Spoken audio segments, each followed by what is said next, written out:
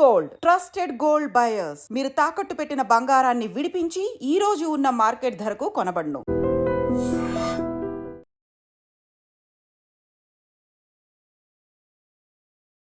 ప్రేమ ముసుగులో ముగ్గులోనికి దింపిన తర్వాత వాళ్ళతో ప్రైవసీగా ఉన్నటువంటి వీడియోలను కూడా చిత్రీకరించి ఈ న్యూడ్ ఫోటోలు న్యూడ్ వీడియోస్ని కూడా మళ్ళీ బయట పెడతాను, సోషల్ మీడియా అంతా వైరల్ చేస్తాను అంటూ యువతుల్ని బ్లాక్మెయిల్ చేస్తూ ముందుకు వెళ్తున్నటువంటి ఓ యువకుడు ఖచ్చితంగా పోలీసులు కఠినంగా శిక్షించాలంటూ ఓ బాధితురాలైతే ఇప్పుడు మీడియాను ఆశ్రయిస్తోంది.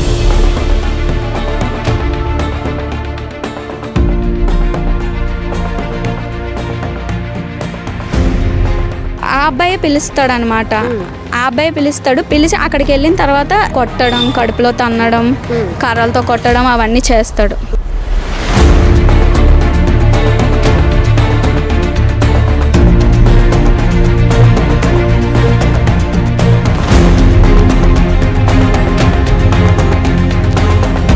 నమ్మించి ప్రేమించి పెళ్లి చేసుకుందామంటూ ఇలా యువతుల్ని ట్రాప్ చేసి ఆ తర్వాత వాళ్ళని ప్రేమ ముసుగులో ముగ్గులోనికి దింపిన తర్వాత వాళ్ళతో ప్రైవసీగా ఉన్నటువంటి వీడియోలను కూడా చిత్రీకరించి ఈ న్యూడ్ ఫోటోలు న్యూడ్ వీడియోస్ని కూడా మళ్ళీ బయట పెడతాను, సోషల్ మీడియా అంతా వైరల్ చేస్తాను అంటూ యువతుల్ని బ్లాక్మెయిల్ చేస్తూ ముందుకు వెళ్తున్నటువంటి ఓ యువకుడు ఖచ్చితంగా పోలీసులు కఠినంగా శిక్షించాలంటూ ఓ బాధితురాలైతే ఇప్పుడు మీడియాను ఆశ్రయిస్తోంది.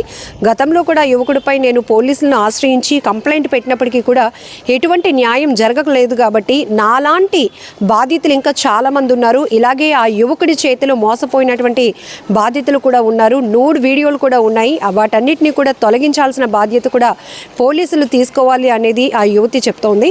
అసలు ఏం జరిగింది, ఆ యువకుడు ఎవరు, ఈ విషయాలు కూడా అడిగి తెలుసుకుందాం. ఏం జరిగిందమ్మా, అసలు ఆ పర్సన్కి మీకు ఎట్లా పరిచయం? 2023లోని నేను మా మమ్మీ బయటకు వెళ్తున్నాం. మా మమ్మీ చాలా లావ్ అనమాట. ఈ దాశర్ రవీంద్ర యాదవ్ అనే అబ్బాయి అండ్ గోవింద్ హెర్బల్ ప్రోలో పనిచేస్తారు. మేము ఇలా వెయిట్ లాస్ తగ్గిస్తామని చెప్పేసి నా నెంబర్ తీసుకున్నారు. నెంబర్ తీసుకొని మీ మమ్మీ తగ్గించుకోవడానికి వస్తుంది అన్నది కదా, సో ఎప్పుడు వస్తారని అలా అడిగేవారు. బట్ నేను చెప్పేసాను మా మమ్మీ రాదు, మాకు ప్రెగ్నెంట్ టైం అనేసి. అయినా సరే అలా కంటిన్యూస్గా కాల్స్ చేసేవారు, మెసేజెస్ చేసేవారు. అప్పుడు నేను రెస్పాండ్ అయితే ఇలా మీతో స్నేహం చేయాలని ఉందని దాశర్ రవీంద్ర యాదవ్ అనేసి అబ్బాయి నాతో ఫ్రెండ్షిప్గా ఉండేవాడు అనమాట. ఒకసారి ప్రపోజ్ చేశాడు, పెళ్లి చేసుకుంటాను అనేసి. నేను చెప్పాను నాది ఎస్సీ, మీది యాదవ్స్, ఒప్పుకోరు అండ్ కొంచెం చాలా ఇబ్బందులు వస్తాయి అనేసి అంటే, లేదు నువ్వు చాలా అందంగా ఉన్నావు, నువ్వు చాలా నిజాయితీ పరురాలివి, ఏమన్నా ముందే చెప్పేస్తున్నావు అని చెప్పేసి నాకు నువ్వు ఇష్టం అని చెప్పాడు అనమాట. నేను యాక్సెప్ట్ చేయలేదు, ఎందుకంటే మా పేరెంట్స్ ఇది చేయరనేసి. అయితే ఫ్రెండ్లీగానే ఉందామని చెప్పేసి తను వాళ్ళ ఫ్యామిలీని పరిచయం చేస్తానని చెప్పేసి 80 ఫీట్ రోడ్లో ఉన్న దాశరి అప్పారావు యాదవ్ మ్యారేజ్ బ్యూరో ఉంటుంది, అక్కడికి తీసుకెళ్ళి వాళ్ళ డాడీది, అక్కడికి తీసుకెళ్ళి డ్రింక్లోనేమో ఏదో కలిపేసి ఇచ్చాడు. నేను కాన్షియస్ కోల్పోయాను అనమాట. ఆ టైంలోని తను నన్ను యూజ్ చేసుకొని నా వీడియో అనేది తీసాడు వితౌట్ డ్రెస్ తీసి, ఇలా నువ్వు నా లవ్ యాక్సెప్ట్ చేయకపోయినా, ఎవరితోనైనా చెప్పినా, నేను రమ్మన్నప్పుడు రాకపోయినా నేను నీ వీడియోస్ అనేవి అప్లోడ్ చేస్తాను అని చెప్పేసి బెదిరించారనమాట. బెదిరిస్తే నేను ఇంకా నా ఫోన్ కూడా తను హ్యాక్ చేస్తాడు. నేను ఎవరితో చెప్పుకోలేని సిచ్యువేషన్, నా మెయిల్ అన్నీ హ్యాక్ చేస్తాడు. అయితేనేమో అప్పుడు నేను ఇంకా అంత యాక్సెస్ ఎందుకు ఇచ్చారు? పరిచయం కూడా లేదు, తెలియలేని వ్యక్తులు కదా. నా వీడియో ఉంది కదా, వీడియో అప్లోడ్ చేస్తాను, మీ పేరెంట్స్ని చంపేస్తాను అనేసి అన్నాడు. ఇంకా నేను చాలా భయపడిపోయాను. ఒక వీడియో వైరల్ అయితే అమ్మాయి లైఫ్ ఎలా ఉంటుందో తెలిసిందే కదా. అందుకని చెప్పి నేను భయపడి ఇంకా తనతోని ఒక లవర్లా ఉండేదాన్ని ప్రతిసారి.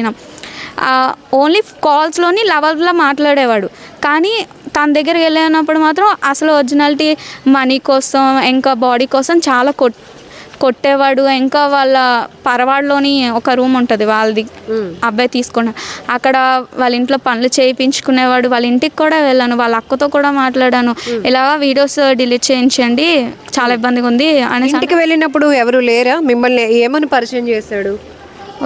లవర్ అని పరిచయం చేశాడు వాళ్ళ అక్కకి. వాళ్ళ అక్క ఉండేటప్పుడే నాతో కూడా చేశాడు అనమాట వాళ్ళ ఇంట్లో. నేను వాళ్ళ అక్కతోని మాట్లాడాను కూడా, తనేమో మా తమ్ముడు హ్యాపీనెస్ నేను ఎలా పోగొడతాను అనేసి అన్నది. వాళ్ళ డాడీతో మాట్లాడితే మేము యాదవ్స్ 16,000 మందితో సెక్స్ చేస్తాము, 8 మందిని పెళ్లి చేసుకుంటాము, మా జన్మ హక్కు అండ్ మీ ఎస్సీ వాళ్ళు మేము వాడుకోవడానికే పుట్టారని చెప్పేసి చాలా బూతుల్లో తిట్టాడు. అండ్ ప్రెగ్నెన్సీ వచ్చిందనమాట నాకు ఆ అబ్బాయి వల్ల. వస్తేనేమో అది కూడా గోవింద్ సార్ అనే వ్యక్తితోని టాబ్లెట్స్ తెప్పించి కడుపులో తన్నించి మరీ ఫోర్స్ఫుల్గా వేయించారు. ఆ టైం అంత హెవీ బ్లీడ్లో కూడా తను నాతోని కలిసాడనమాట. మీ పేరు చెప్పొద్దు కానీ మీ వయసు ఎంత ఉంటుంది? తనతో ఇదైటప్పుడైతే 22. ఓకే, 22 అనమాట. అండ్ తర్వాత కొంచెం ఇంకా వేరే వాళ్ళతో కూడా నా యూజ్ చేయించుకుంటాడు అన్న టైంలోని నేను ఇంకా పోలీస్ స్టేషన్లో కంప్లైంట్ పెట్టాను అనమాట. కంప్లైంట్ పెడితే పరవాడలోని 2024లో ఇచ్చాను. బట్ అక్కడ పెళ్లి చేసుకుంటానని ఒప్పుకున్నారు, ఎందుకంటే మా పేరెంట్స్కి ఈ కేసులు అవన్నీ అంటే భయం అనేసి. అయితేనేమో తర్వాత పెళ్ళికి ఒప్పుకున్నారు. బట్ కానీ నాకు చాలా బెదిరింపు కాల్స్, మెసేజెస్ అవన్నీ వచ్చాయి. ఇలాగా నిన్ను చంపేస్తాము, ఈ అబ్బాయి నాకు మనీ అమౌంట్ ఇచ్చారు మిమ్మల్ని చంపేమనేసి అలా అని చెప్పారనమాట.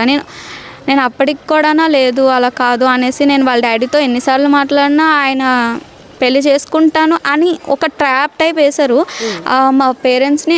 నాకు చాలా నిజాలు తెలిసాయి అనమాట. ఇలాగే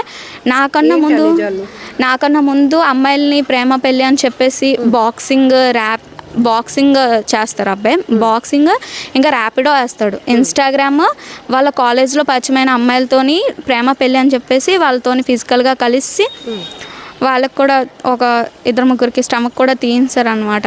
ఎవరు చెప్పారు ఇవన్నీ మీకు? ఎవరు చెప్పారంటే నేను బాధితులతో మాట్లాడాను.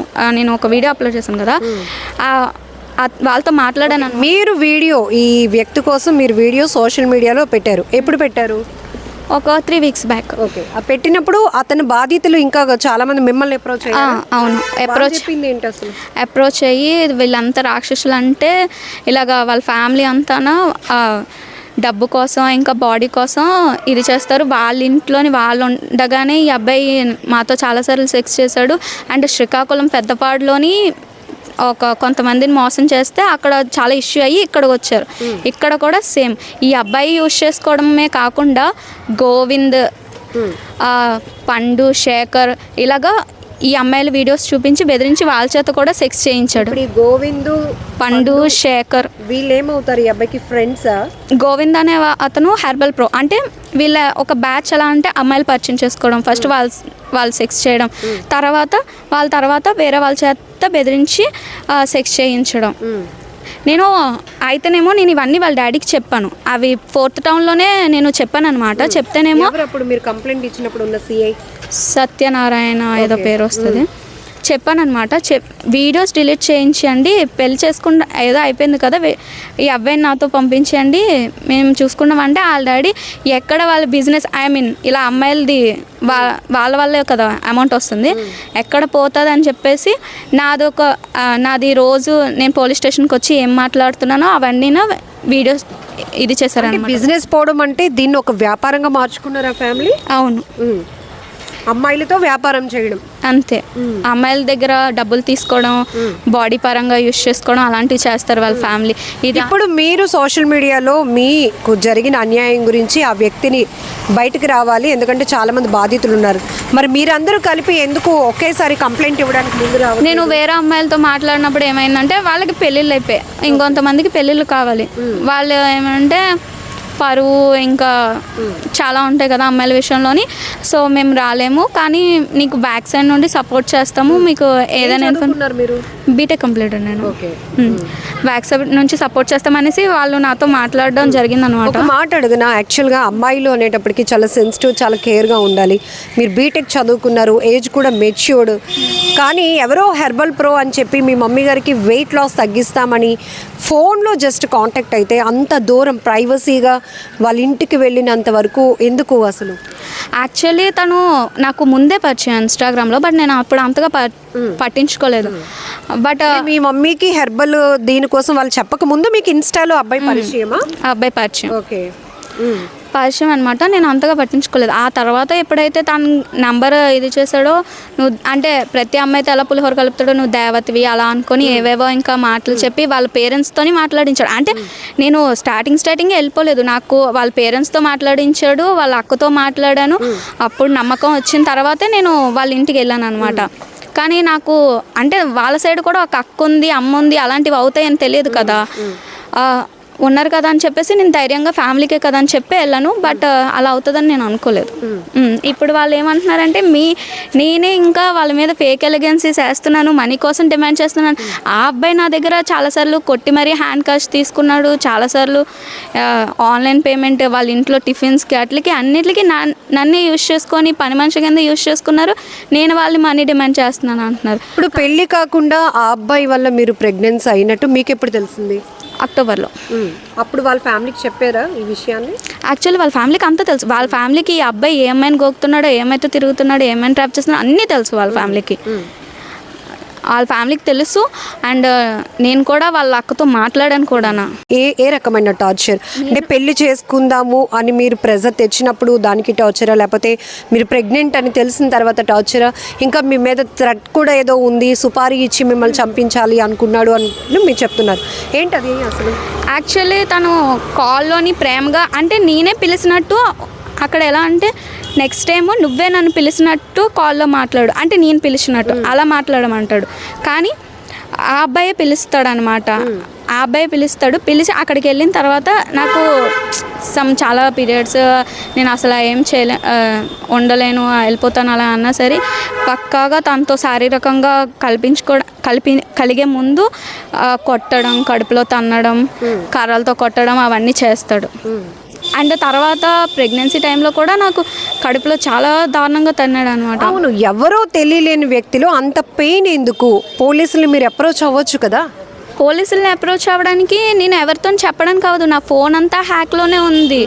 అండ్ తర్వాత నా దగ్గర చాలా ప్రూఫ్స్ అనేవి ఉండేవి, ఈ అబ్బాయి కొంతమందితో చాట్ చేసినవి. అండ్ తర్వాత ఈ అబ్బాయి నా విషయంలో చేసిన ఆ ప్రూఫ్స్ అని ఏంటంటే నా ఫోన్ లాక్కొని కొట్టేసి అవన్నీ రీసెట్ చేస్తాడు. నా మెయిల్లో దాచుకున్న ప్రూఫ్స్తో సహా అన్నీ ఇది చేస్తారు. నేను ఏమని పోలీసుల దగ్గరికి వెళ్ళాలి? నాకు ఎటువంటి న్యాయం ఇప్పుడు కూడా పోలీసుల దగ్గర నేను ఫేక్ ఎలిగెన్సీ వేస్తున్నాను అనేసి నా దగ్గర గట్టి ప్రూఫ్స్ ఉండేవి, అవన్నీ డిలీట్ చేయడం వల్ల ఇప్పుడు ఇలా మీడియా ముందుకు వచ్చాను.